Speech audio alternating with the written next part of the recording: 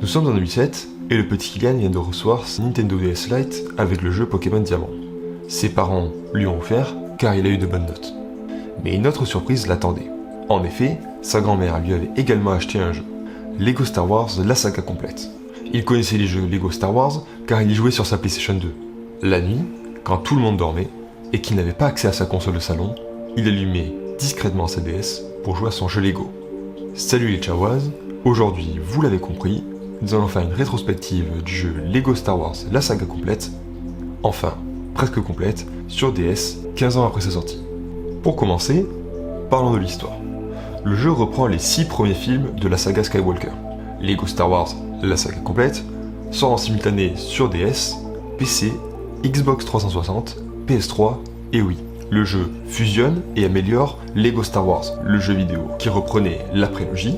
Il était disponible sur Game Boy Advance, PC, Xbox, PS2 et GameCube, ainsi que le jeu Lego Star Wars 2, la trilogie originale, qui était disponible sur DS, PC, Xbox, PS2 et GameCube. Chaque film est découpé en 5 niveaux. Nous donnons donc accès à 30 niveaux. Pour choisir les niveaux que l'on veut faire, la cantina sert de hub. Seuls les points les plus importants des films sont repris, comme le combat d'Obi-Wan et Qui-Gon Jinn contre Dark Maul dans La Menace Fantôme, ou bien le duel entre Dark Vador et Luke dans l'Empire contre-attaque. Tous les combats de la saga sont là. Enfin, sauf le duel entre Yoda et Dark Sidious dans La Revanche des Sith.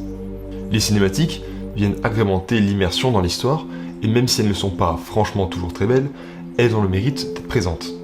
L'humour des jeux Lego, lui, est toujours là.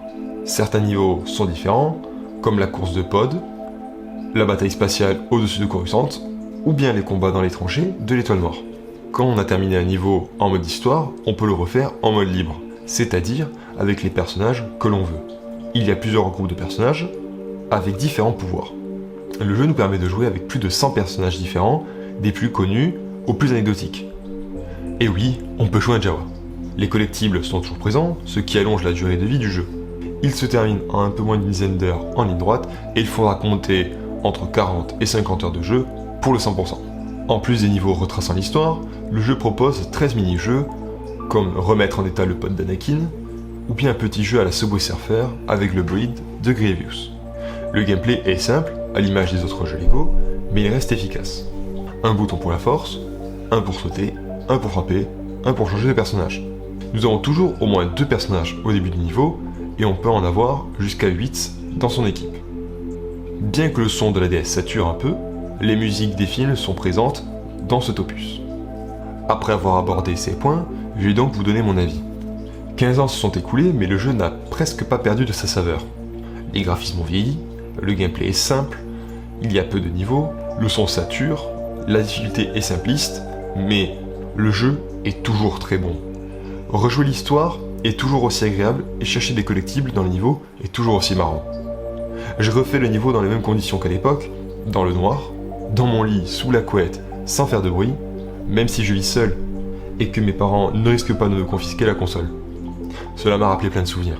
Alors même si je ne suis pas des plus objectifs, je pense qu'on peut encore dire qu'aujourd'hui, Lego Star Wars, la saga complète sur DS, est un bon jeu.